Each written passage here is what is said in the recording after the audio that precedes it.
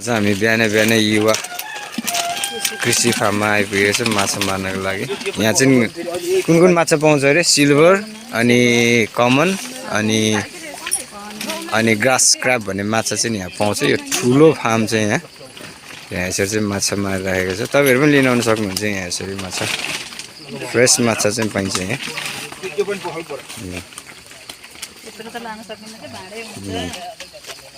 ल त कमन माछा निकाल्नु त 2 केजी जति। कता कता कमन हो र? कमन लगाएर खाउँ भने हेर आमालाई खुवाउँ भने आखै त्यसमा बोसो हुन्थ्यो, राम्रो हुन्थ्यो। त्यो माछाको बोसोले बोसो काट्छ अरे क्या त्यो उसको होइन?